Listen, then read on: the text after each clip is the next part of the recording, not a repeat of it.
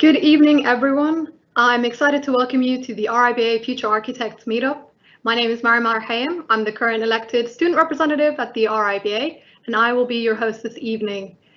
Thank you, everyone, for joining us, and even those tuning in from around the world. We hope everyone is safe and well. Before we begin, I want to share some good news. The Future Architects Instagram account at RIBA Education has recently reached 10K, and I just want to say thank you to everyone for the support and welcome to the community. I am still a student myself, so studying in a pandemic is not easy. However, we have to keep trying and not give up. Anyone who's starting architecture, I'm really excited for you because you're about to fall in love with the best degree ever. When I first started, I had a lot of doubt. I wasn't sure if I made the right decision, and as you learn anything new, it's quite tough. But I kept going, and then I started to get the hang of it. The more I tried, the better it got. Then I started to like what I was doing. And eventually, I started to develop a real passion for architecture. So don't worry, you're not alone, and hopefully we can help support you as well. We hope this event will provide relevant insight and advice from our panel that will be helpful to you. And we will touch on some challenges for future architects now and hopefully provide some inspiration as well. I'd like to mention that a great source of support is the RIBA membership. It's free for all students studying RIBA Part 1 and 2. And as part of your membership, you'll have access to RIBA Future Architects program, which provides a range of events like this one, activities, resources, and opportunities for members as you progress from your Part 1 to Part 3 and on to qualification. I encourage you all to visit the Future Architects Hub page, architecture.com. and join the RIBA. I would also like to highlight that to help support you on your journey, we have some additional resources. Recently, we just published the student handbook, and this has some tips and tricks on studying architecture written by students for students. So do check that out. We are recording tonight's event so that if you can't join us live, we'll be able to watch it afterwards. We will upload it on RIBA's YouTube page, and the RIBA's Future Architects playlist is available for everyone to access. We invite you all to use the Q&A function to say hello and send in questions and comments during the event. Do tell us your name, where you're working, and who your question is for. We hope the technology works for us tonight, but if we have any problems, we will do our best to continue. And if it becomes impossible, we will contact you to reschedule. We aim to finish at around 7 p.m., so let's begin. So tonight we have an amazing lineup of guest speakers to share their insights, each speaking for 5 minutes on a topic relevant to Part 1 and Part 2 for students of architecture. We will then select and pose questions to the panel once everyone has presented. So please do include who your question is for and try to be concise so we can get as many questions in as possible. So our first speaker recently completed his Part 1 at Newcastle University. Sasha Swanell is currently working at Bell Phillips Architects. He is a future architect and will hopefully be sharing with us some of his tips and what he's up to. So without further ado, Sasha, the screen is yours. Thank you for the intro, Marion. Yes, that's right. I'm a recent graduate from Newcastle University, having graduated this June that's just passed, having spent 6 months with my family doing my finals, which I think is sure some people here as well on the panel could agree. It was a very unique experience, it's fair to say. But in August, I was very fortunate to secure a job with Bell Phillips Architects, a practice in London, where I'm currently working. Now, I'm sure a lot of people here also have been through the last sort of 8 months where we're working from home and adapting to those methods of working. And I think it's also, this conversation is very apt given that tomorrow we'll be heading into another lockdown. So what I wanted to do is provide a little bit of advice from my experiences as a Part 1 graduate. And my advice is threefold. So the first point that I'd like to make is that as consuming as an architecture project can be, it's not everything. It's an amazing subject because it really sort of engages you in a variety of ways, not only in design, but also broader concepts to sort of sociology and politics and other things. But it's very important to maintain that actually there are so many other conversations going on besides sort of the details that you're doing. And I think one of the best pieces of advice I could have had going into part one is really try and take some time to explore your passions outside of your project. You know, even now, this is an even better time to maybe start a podcast, start writing a magazine, do something with your peers, really push yourself outside of your project to expand your learning, because I think it enriches the experience of architecture. My second piece of advice is when work becomes quite tough, there's a real inclination to work hard, but I would say just work smart. And I know that sounds like such a cliche and your tutors will bang on about it, but I really cannot iterate that enough. I think working from home actually gives you such a unique opportunity to really work in the best way possible to you. You're not sort of surrounded by your peers, and perhaps which would be easier to succumb to perhaps late nights because everyone else is doing it. You can really sort of get into the way that you work best. And I think you should really listen to yourself about that and not feel like you're too pressured. So that would be my second piece of advice. The final piece of advice is that I know that the world that we live in at the moment is very unusual, and it might feel like, you know, the great pieces of university, you know, the workshop, the studio, being around other people, looking over your shoulder, and those conversations are removed from you. But actually, one of the best ways, especially in the last year that I sort of looked at it, was that it's an opportunity as opposed to something that's holding you back. And really, I think it's very important to start seeing it like that. I remember when the first lockdown was initially announced, and me and my studio all sort of rushed home in various parts of the country and indeed the world, and we all came onto Zoom the next day and sort of sat in front of each other, blank faced, thinking, right, no workshop, no studio, how are we going to do this? We sort of looked blank faced at each other, thinking, how on earth are we going to get through this? Why is it us? Can it not happen to any other year group? Why does it have to happen to us? And then so after a few minutes of sulking, which was probably not helpful, we sort of thought, right, we've got to get ourselves together here. And the way we started talking about it was like, right, we can use this to our advantage. You know, someone was suggesting, okay, I could use like cereal boxes to make models. I could start, you know, piecing together random bits of rubbish to also do the same thing.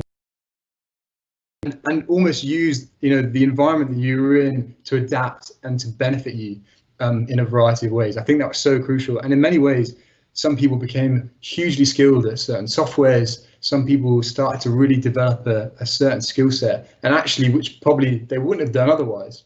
And so, as a sort of final remark, I think from me is that the idea that university is a wonderful, wonderful environment for you to really come into your own. It's sort of especially architecture. There's so much you could learn. There's so many abilities and skills that you could develop. And you really should sort of grab it by the horns and throw yourself into it. And regardless of the circumstances that we're in, don't let that hold you back, and really just put yourself out there and do as best you can and fundamentally enjoy it.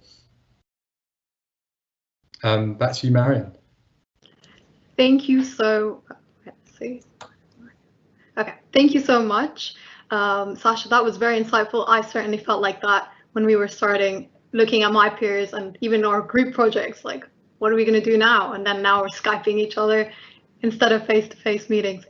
Very excellent advice. Now, our next speaker is Jessica. She completed her part 1 at University of Lincoln and took the direct entry route straight to part 2. Jessica's going to be sharing some of her tips. Okay. Hello, thank you for that introduction. So I am a part 2 student at the University of Lincoln, and just like Sasha, I graduated in June during lockdown like everyone else. But contrary to Sasha's experience, I actually stayed in student halls. So the rest of my flat went home and I was on my own in my flat, which was a very surreal experience.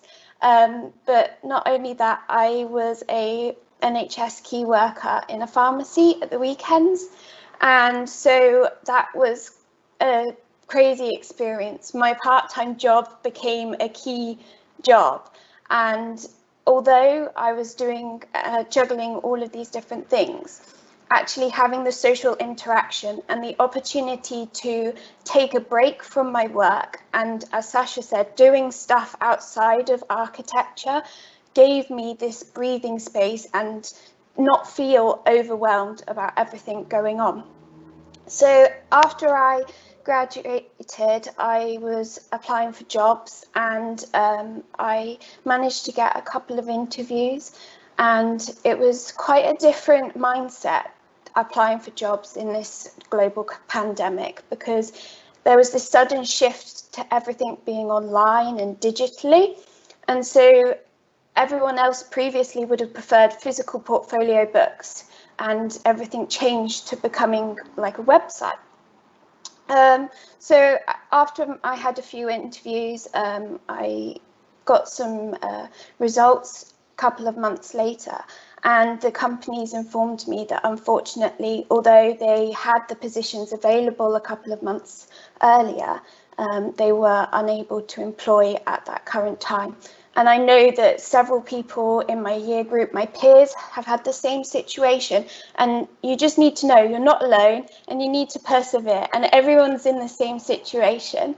So I had to make the difficult decision: do I carry on applying for jobs, or do I go straight into my part 2? And I decided that because I knew my tutors, I knew the area, I knew everything roughly, that I'd carry on and do my part 2. And it was a difficult decision because I was really nervous. Am I prepared for it? Do I have enough experience? But there's a big mixture of people going directly into part 2 and people that have had 1 or 2 years experience. And everyone I've learned is so lovely, and that they're willing to help you, and their knowledge they can impart on you. And we're doing a lot of group projects at the moment, so everyone is playing on their strengths. And I think it's really important that we've learned from COVID that this idea of collaboration and teamwork is even more vital than previously. So I think there's been many positives from COVID, that we've got all these technical applications to work from home, do things like this that we wouldn't necessarily have been able to do or go to, but also have this more collaboration globally, especially in university when we're having crits and panels previously that wouldn't have been able to come. And I know that our tutors at the university have done crits for people in the US as well. So it's been this idea of collaboration. So thank you. Back to you, Marion.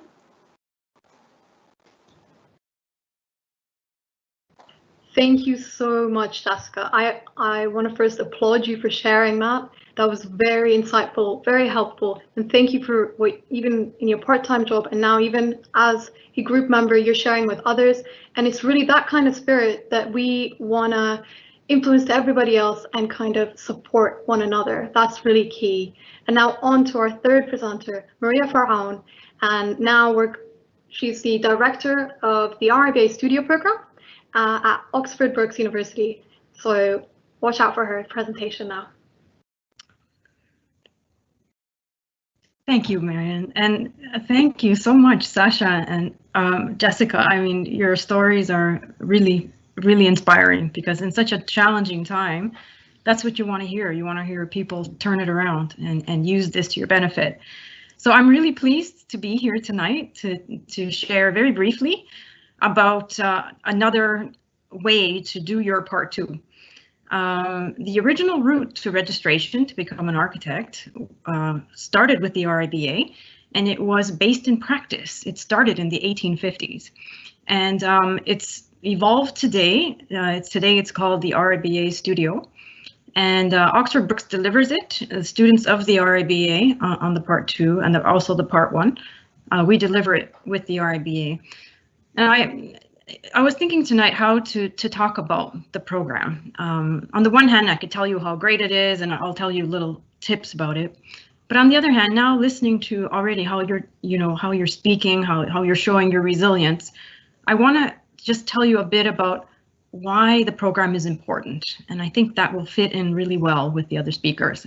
So first of all, in order to diversify the profession, because our profession is not diverse, the people who are architects are guiding and shaping the shape of the city, the way the city looks and the way we behave in the city. It's reflecting back what's important to us. And unfortunately, at the moment, and the RIBA is working very hard to correct this, we need to make sure that the professionals in the architectural industry actually represent us, who we are. So the RIBA Studio is a very flexible course. It's a practice-based course. It's very, very challenging because you're working full-time while you're doing your part 1 or your part 2. But it has been a route to diversifying the profession. It's very student-led in the sense that you use your passions, you use your commitments, the things you're interested in to design and guide your briefs, and you choose a tutor to work with. Importantly, we have an excellent record for registration. So that means that if you look at schools of architecture in general, the percentage of people who actually complete part 3 and get registered is not as high as it should be. It should be much higher. Naturally, because our course is a practice-based course, we have an excellent record for convergence or registration into architecture. So, I'm so very happy and proud to be part of this endeavor. We are a very small team, but the RIBA are working hard, not just in the UK, but globally, to make the profession accessible. And it needs to be more accessible, and we are working hard to do that. And I think events like this tonight are something that really encourages people. It creates a lot of confidence and welcome into the industry. And that's really what these kinds of courses are about. So just to share that there is another option out there. And if you'd like to know more about it, you just look up the RIBA Studio. You can find it on the RIBA website. And yeah, that's pretty much all I'd like to say. So thank you very much. Thank you, Marion. Back to you.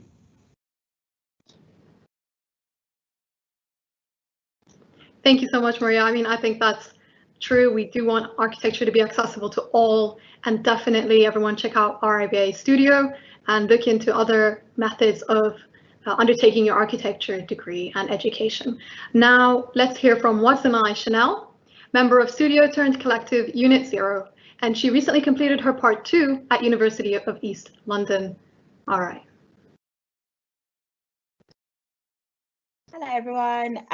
So yeah, as Mariam said, I have just graduated from my part 2, and this year has been one of the most difficult years. I thought third year was bad, but I think this year really proved that it doesn't matter which year you're in, it can just all change. But it's also been the most interesting because I found myself having to be a little bit more creative. And like Sasha said, it was a case of go home, and I was met with a lot of coursework, and I sort of freaked out, like, what am I going to do? And because it was my 5th year, I had a plan where I wanted to do a lot of model making, which I didn't get to do as much as I would have liked to, but I did use what I have. And that's some advice I'd say: don't be so hard on yourself, because I know right now we're going back into lockdown and you're probably thinking, well, if you're either in 3rd year or 5th year, you've got big plans. Don't think, oh, I can't do my big, amazing architectural model, because you still can, but in a digital space. And I'd say this is probably the best time to sort of practice your 3D skills, which I found myself sort of running away from all these years.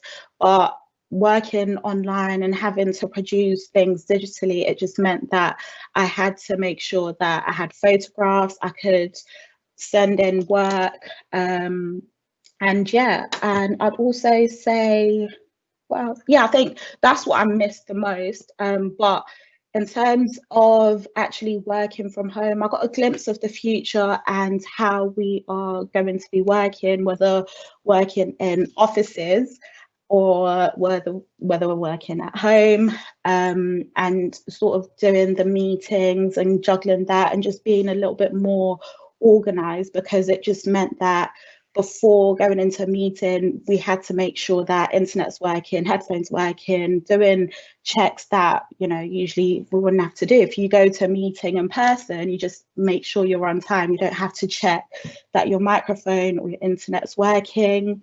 And I'd say this is also a good time to get organized with yourself. You need to break down your day a little bit, because that's what kept me from going a little bit crazy, because you can find yourself in a space where you are on your laptop, on your screen 24/7, and that's not going to help you at all. So break down your day as if you're going to work, because then you get a feel of waking up, having a routine, you know, set yourself a time, 9 to 5 or whatever time you work best, but make sure you're putting in a large enough gap where you can breathe and you can do other things that are not architecture related. And, you know, I'd say, yeah, take a walk. That's what everyone says. Not everyone likes walking, but find something that interests you outside of, you know, the digital world, because that's all you're going to be getting. And it's okay to sleep.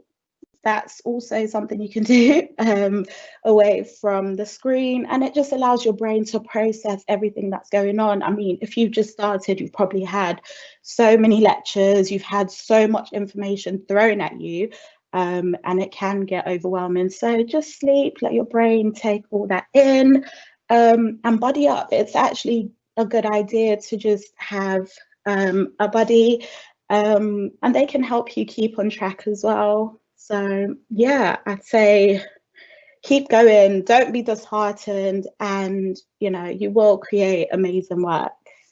Back to you, Mariam.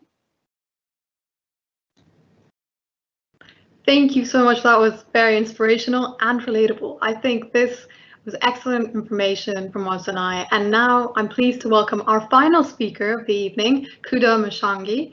He is a Part 2 graduate from the University of Liverpool and a member of Liverpool Young Architecture Society. He is a future architect and an artist. So on to you, Kuda.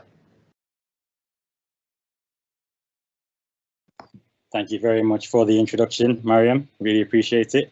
So hi everyone, my name is Kuda Mushangi. I'm a recent Part 2 graduate from Liverpool School of Architecture, and I'm also an exhibited artist and recently had my work featured by Tate Gallery and Tate Collective.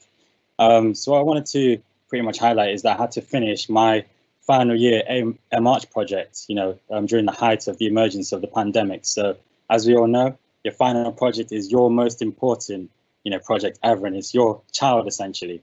So I was very disheartened by this, and I wasn't really sure how this would go, but luckily it came out all right. So what I wanted to do is to give you 4 points which really helped me do as best as I could during a time where there was so much uncertainty. So firstly, I'd say that it's important to acknowledge that things will continue to remain unstable. I know that sounds a bit pessimistic, but it's a hard pill to swallow, but I think it's important because ultimately the universities still have to give out good degrees. So I think that's important, that you can still do well during this time. So don't be disheartened that just because things aren't working your way, that you won't do well in the actual degree, because that's what you're at university for. So I think that's an important thing to remember. Second point, I'd say identify your bad habits and replace them. So I don't know if anyone's watched The Social Dilemma on Netflix, but I highly recommend.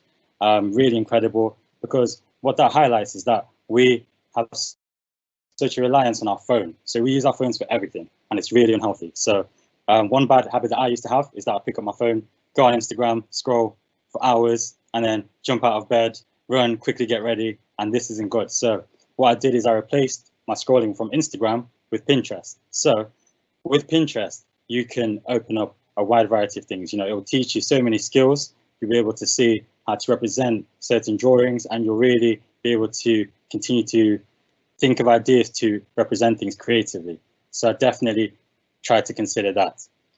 And the third point, I'd say, is probably the most important one out of all of them, is that prioritize your mental health over everything. So I definitely believe that it's an unspoken about thing in architecture that we need to take care of mental health, and I don't think that you should struggle, to do well. I think that's something that I'm completely against. So we've all felt burning out before, and it's horrible. So what I'd say is that in architecture, you should obviously focus on trying to do well, but also keep up your hobbies as well. So make sure you find time during your day to do something that you enjoy, something that makes you happy. Even if that's for 30 minutes or an hour, just do something. During my degree, I made sure that every single night at 10 p.m. I watched something with my flatmate on Netflix, and that really helped me and kept me sane. And then on the weekends, I made sure that I'm painting and doing things that I enjoy. And the beautiful thing about architecture is that it's so multifaceted that you'll be able to take influence with so many things. So by the end of my thesis, I was actually taking influence from all the art that I was doing and all the artists that I was researching and using those to my visuals, so everything crosses over. Don't think that because you're doing this, it won't go into your architecture work. And lastly, I'd like to say that use this opportunity to really get involved with as many organizations, networks, and societies as you can in your city, because eventually things will get better, which is the main thing. And these practices will start to look for work, look for people to employ. So this is an amazing opportunity to start building that rapport with them and actually building a network within your city. Just off the top of my head, I studied in Liverpool. I got involved with Liverpool Young Architects, and there's also a Liverpool Architectural Society. So many things you can do. So use this time to really, try to stretch your arms out and just try to grab everything that you can. So yeah, that's pretty much it. And I think one thing that I like to highlight as well is that you'll learn so much about yourself just as much as you'll learn from the actual architecture course. Architecture will teach you so much about whether you're unorganized or, whether you have bad time management. There's so many things that will teach you, and, it's a great opportunity to really build. So yeah, that's it really. Back over to you, Mariam. Thank you so much, Kuda. I think that was excellent. I certainly wrote down the prioritize your mental health over everything. I think that's something that we have to start doing ourselves and then making a real cultural change. I want to thank all our speakers. We have covered a lot of ground. And just before we move on to questions, I have a few announcements. So as I'm announcing it, I hope everyone is typing and coming up with some interesting questions. So the upcoming events I'd like to share with you all is that we have the Guerrilla Tactics, which is the RIBA's annual Creative Business Conference for small and medium-sized architectural practices. It's taking place this year between the 9th and the 13th of November, and it's curated by the creative director, Thomas Miller of Miller and Howard Workshop. The program is a mixture of CPD sessions and a conference exploring the topic, how to reinvent practice. Very topical in this changing world, I think. So definitely worth attending if you're considering setting up your own practice one day or even keen to gain a deeper insight. On the 11th of November, there's also the Future Architects Discuss. The topic is studying and mental health. It's in partnership with ABS, which is the Architects Benevolent Society, which is a charity aimed at supporting architects and students on well-being. So make sure you attend on the 11th of November. I already got my tickets, so I hope to see you there, and check out their website for more information on well-being. RIBA has also launched an inclusion charter, a pledge for architects and future architects to commit to actions to help make architecture more inclusive. There's a workshop on the 30th of November for all RIBA members to attend to hear from experts on a range of diversity and inclusion subjects, and to participate in equity, diversity, and inclusion action planning sessions. It will also be an opportunity to hear from some of the Charter's founding signatories who will share how they are working to dismantle barriers to architecture. I strongly recommend you attend. Given the Black Lives Matter movement in summer, I know that we all want to ensure that our profession is inclusive for everyone. So I hope to see you there. Okay, now let's move on to some questions from the audience. Let's see what we have. So one of the first questions that have come up is from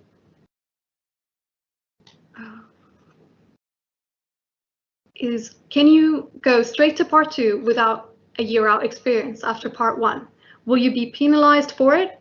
If not, and then when you go on to part 3. So I think this question maybe is best fit for Jessica, as she did that, and she probably explored this topic herself, asking her teachers. So I think she's the best person to answer this question.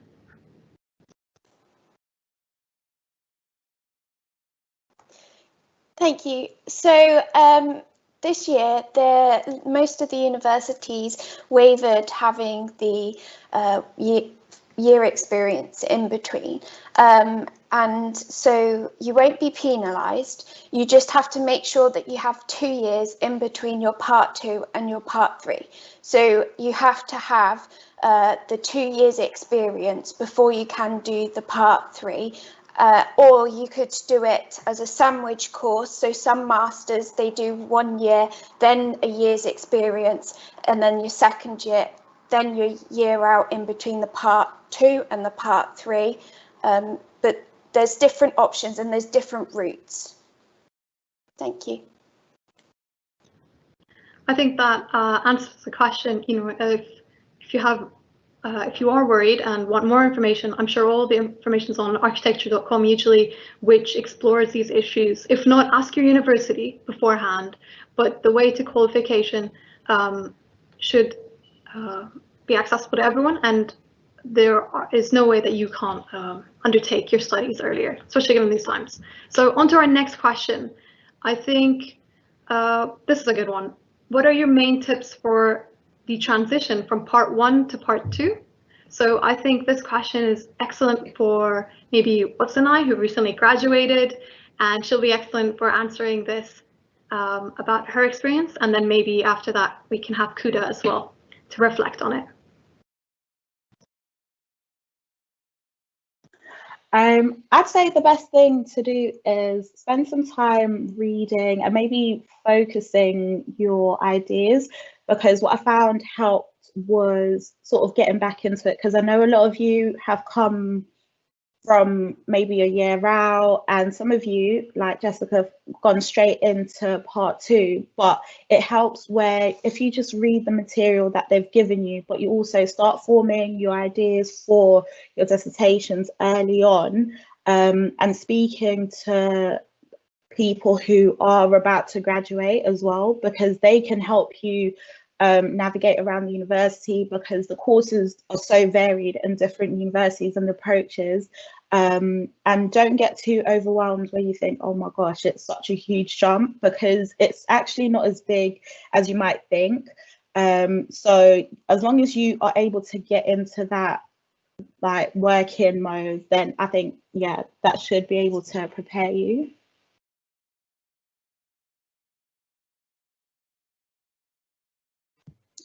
Thank you, Mariam. What I'd say is that it's important to remember that because you've been working, and obviously the educational side of things is so different, give yourself time to remember how to be creative again and how to think outside of the box. You know, that takes a bit of time as well, because you're kind of turning your mind into, you know, the uni way of thinking rather than essentially the working way of thinking. And I think spend a lot of time during your evenings either reading around you know, theorists or designers that you like. You know, have a look at how they think and you know, the text, the essays that they've written. You know, that really helps you really stimulate your mind and really think about other ways of designing. And I think they really helped me. Yeah, I'd say that's pretty much it. Back over to you, Mariam. Okay, so our next question comes from Matt, and he asks,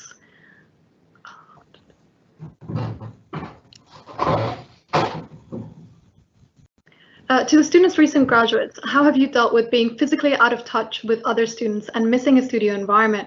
How often do you keep in touch with others, and how do you think it could be best done given the circumstances? I think Maria's going to answer this, and then Sasha. So on to you, Maria. Oh. Hi, actually, is it okay if I answer the Matt Williamson question, which was about the part 2, and then is that okay? Oh, so Matt asked a really good question. He's on the part 1 of the RIBA studio.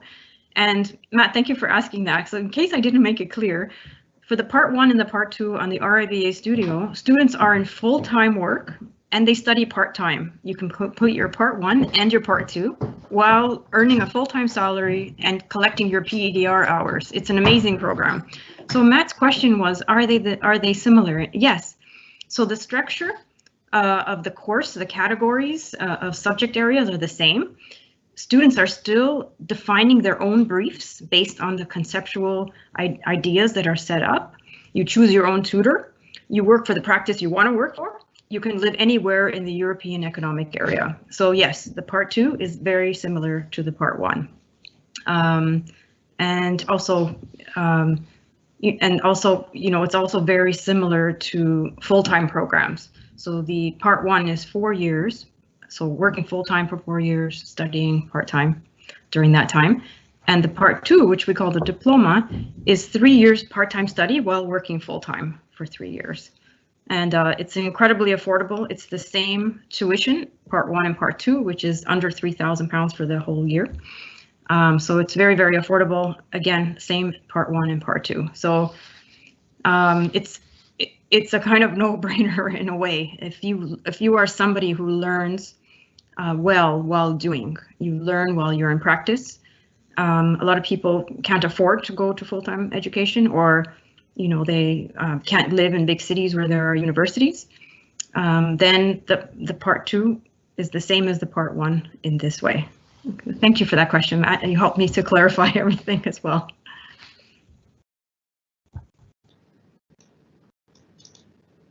Okay, so let's go back to the first question that Matt also asked, which was go around the room, I guess, and I'll just repeat it for everyone. So how have you dealt with being physically out of touch with other students and missing studio environment?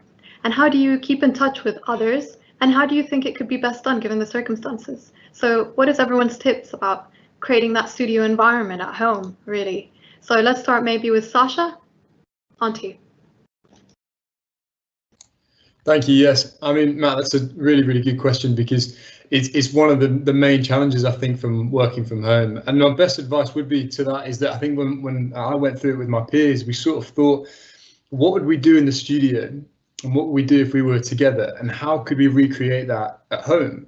And for example, when I was in the studio, I used to sort of, every time we went for lunch, we'd sort of sit together and it'd be everyone in the room, and we'd have lunch and we'd chat and things. And so when we're at home, we sort of thought, okay, when it hit 1 o'clock, we'd all get on a call and we'd talk about what we'd be doing that day. And similarly, perhaps after work, after we'd finished the things we were going to do that day, we'd have a catch up and see how everyone was getting on. And I think it's really important as well, going to what Kuda said as well about mental health. It's really important that you check in around on everyone, even when it's less expected. Just a phone call every now and then is so important. There's an example I was thinking of, which my friend of mine did during lockdown, which is worth mentioning, is that actually they took to the extreme where they said, right, okay, I'm not in the studio, I'm going to recreate it. And they put their laptop next to them while they're working and just had each other on FaceTime the whole way through each day. And just to feel like they had that connection, so they could say, or, you know, at any time, you know, they'd ask questions of each other and ask their opinions on particular drawings. I think that's also a fantastic way of just recreating that studio environment. But it's a fantastic question. Yeah, I think you can still, of course, you know, there's a certain energy that you get in studio, you know, which we all love. But I think in this digital world that we live in now, especially, you know, during the pandemic, as Sasha said, you know, I completely agree. There several ways that you can replicate this, and one of them for me is that form small groups, you know, have mini crits. Mini crits really help, because just before, let's say, your interim or your final crit, you can actually just ask a few of your friends who are in different groups and just review your projects, you know, because you know, it's better to get those questions out the way than to hear them from one of your tutors or reviewers, for example. So mini crits definitely help you. Back over to you.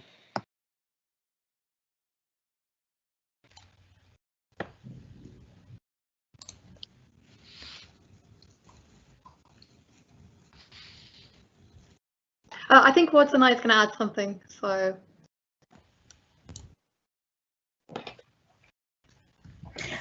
Yeah, just to add on to what Sasha was saying about actually making your space into a studio. So whether you're used to taking up a large table, so I've got 2 tables, which I've just made into a bigger table, just so that I can feel like I'm working in a bigger space. And it's about how you light your room as well, because I'm sure all the architecture schools, it's very bright. So maybe like invest in some really good low energy light bulbs, but just to brighten your space up a little bit, because it just makes it a bit happier. Because I know from my part one, some student accommodation spaces, they can be very dark, very depressing. And if you are in student accommodation, like make use of the common room, because obviously I know we're supposed to be keeping apart, but I'm sure the people that you live with, you should be able to mix with them and bring them in, even if they're not on your course, because then you find that actually they are going through the same challenges, and then they can get in and give you advice. But obviously, if you're working from home, use your siblings. If you live with people at home, use them. I used my sisters just to give me some feedback. They don't know what I'm doing, but it helps me, keep going. And then they can say, oh, actually, that doesn't make sense, but I know what I'm trying to communicate. But if they can then, give me some advice, then that helps. And it sort of creates that a little bit of the student environment.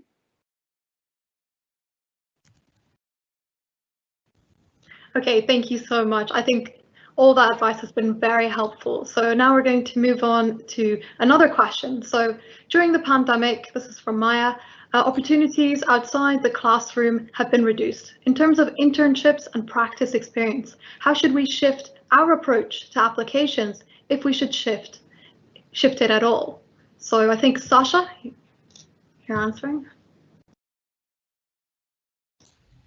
Yeah, I think that's certainly a really interesting point, and it does make it tricky, because I think when you're at part one, it's really important that you can try and get experience outside your studio. And I think especially just in terms of your development as an architect, I think it's really critical. My advice would be in the way that I did it during my part one, was to try and use the time that I had in my summers to extend my experience and practice and gain that extra experience if I could. Now, obviously, with the restrictions at the moment and most companies working from home, that's a little tricky. And so what I'd recommend is start to make some contacts and reaching out to people through practices online that you're interested in, the things and the companies that really get you excited about architecture, and just say, listen, I'm really passionate about this, about your work. Is there a way that we could perhaps have a conversation, just to chat, just to talk, a Zoom call? Could I show you some of my work? Could you show me some of the things you're working on? I'd be really interested. And I think having that conversation would be really beneficial to sort of your learning. And also, if a practice is getting asked that question by a keen student, they're going to be flattered as well. So they'd probably be more than on board to do it. But I think certainly just in your spare time while you're studying, do those sorts of things and opportunities will come.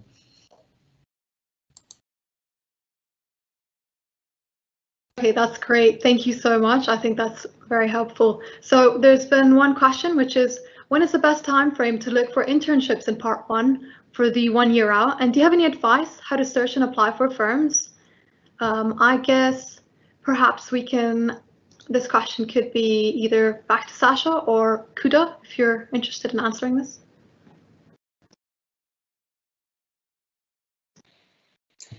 Thank you. Yeah, I'd say the best time, to be honest, you have to remember that practices are always looking throughout the year. But generally, I'd say that around May or June is a good time. And I think it's important to, as Sasha said, to have a list of practices that you really want to work for and just continue to build that. And one thing that I'd say as well is to be shameless about this, because architects love to hear that people love their work. It's such a nice thing to hear. No one doesn't like to hear that. So, if you can't really fake, passion, for someone's work. So genuinely call them and say, look, I really love what you're doing. As Sasha said, that it's really important that I thought I'd build a rapport with you. And, I know that you may not be looking now, but in a few months' time, I'll be applying, and, just to build something up before you actually apply. I think that's important, really.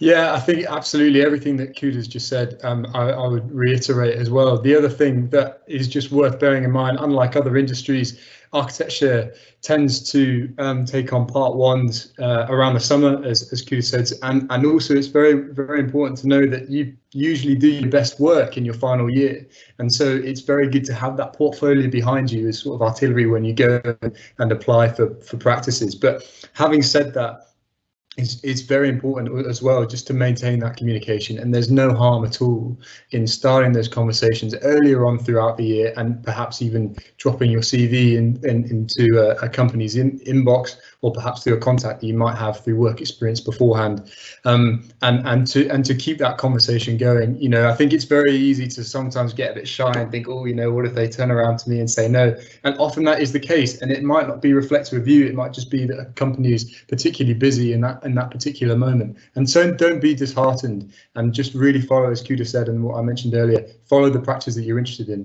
because if you show an interest, they'll show an interest back.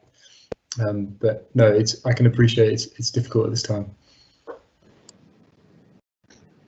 Okay, so on to our second question. So I completed my part 1 at Newcastle University, being an international student, and it was impossible to find a year-out experience. I applied to lots of practices, but none were positive. Do you have any advice for international students? You know, perhaps some portfolio advice, how to make your application sound unique. I think that's something that Watson and I certainly can take on, how to reflect your personality in your portfolio, and then maybe we can have someone else. So this isn't from my own experience, but one of my friends was applying and she had a list. So as the other guest presenters have said, have your list of where you want to apply. And she had her star list and she didn't get it. However, she started looking at smaller practices. So I'd say it sounds bad, but it actually works in your favor. Go for practices that are not the big shiny practices, because if you go, for example, if you go to Oxford, there are a lot of practices in Oxford who are more likely to give you the opportunities that the ones in London can't give you, and you're more likely to get better experience. Because sometimes it's not that your portfolio is rubbish. Your portfolio could be the best, but sometimes it could be either the visa thing or the location thing. So don't be too down on your work. But yeah, keep pushing and go for the smaller practices. And if you are free to travel around like the UK, then open yourself up even more, because I recently found opportunities in Ireland. I've never been to Ireland, but you know, don't be too frightened. I mean, you said you're in Newcastle. Look around, you know, you start where you are and then you spread out, and you're more likely to find a better practice that way. Maria? Hi. Yes, I would just wanted to add that, you know, I'm going to just go back to the beginning of this talk, what Sasha was saying, turn what are potential negatives into positives, because if you speak different languages and you understand different cultures, that is such a benefit. If you can find practices that are doing work in countries that would really need your skill set, then, you know, you're not going, you know, looking around, oh, please hire me. Actually, you're going to practice and saying, look, I have this amazing skill set, very specific to what you could use in these projects. And in exchange, you know, I get to learn from you as we go along. So think about that. Think about reversing. Think about what you have that's different is actually a benefit in the right places. Okay, so one question, which is, in terms of portfolio, have you placed some of your artwork along your architecture portfolio? Will firms be interested with our hobbies on the side of architecture? So this question is first to Kuda, and then it can be also to Jessica. Great, thanks, Mariam. Good question. I think this is something that I used to debate quite a lot, whether I should put my artwork in my portfolio, but I think after speaking to a lot of directors from practices, it's definitely worth putting it in, because I put in a lot of my work because it shows that, you know, what are you interested in outside of architecture? You know, what are your passions? You know, what are your hobbies? What do you do in your spare time? You know, even if you look at quite a lot of practices now on their websites, they do have little biographies where they, or not biographies, little like introductions of people, and it really tells you about them, and you really want to put your personality in your portfolio. So I think it's important, definitely.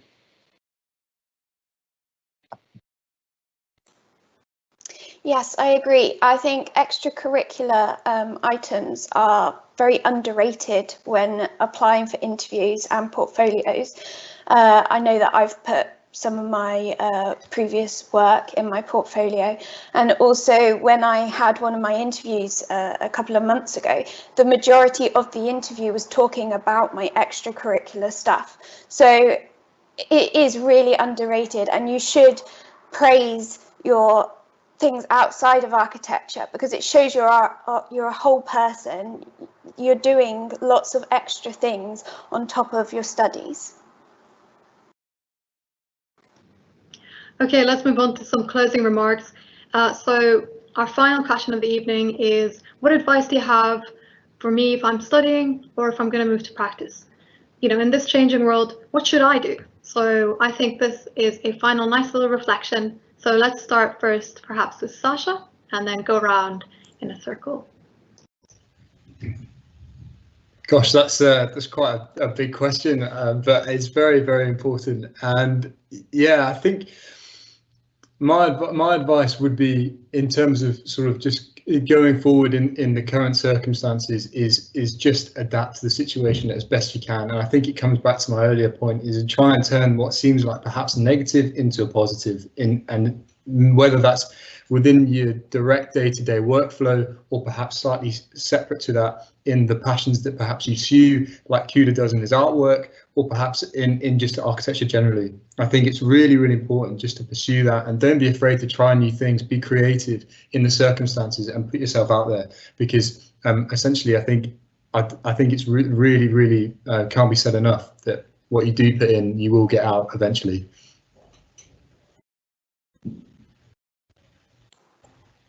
Yes, I agree with Sasha. It's this key word, adapt. Everyone, all the lecturers, everyone is saying adapt, and that's all we can do. And I think it's finding the positives out of the negative and broadening your experiences and trying out that software that you wouldn't necessarily have the time to do. Trying these different techniques, these graphical styles, pushing yourself. And I think that's all we can do in this situation, is make the most out of it.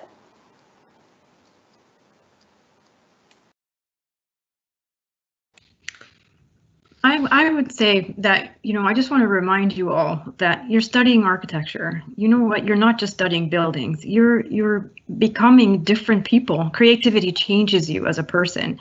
You're much more of a critical and very, you know, creatively very, very generous in your mind. You're thinking about issues in societies and what's happening and trying to solve a lot of different things. So an architect's role is well beyond architecture. If there are these moments where it's challenging to find the traditional job, there are so many other important jobs that architects are meant to do. You know, we have a big movement in climate change. We have a big effort in terms of resilience related to development and migration. There are so many fields that architects need to be part of. So follow your passion. If it leads you to traditional work, that's great. But also don't be too afraid to take deviated routes, because that will only enrich who you are and what you've learned and what you will continue to learn.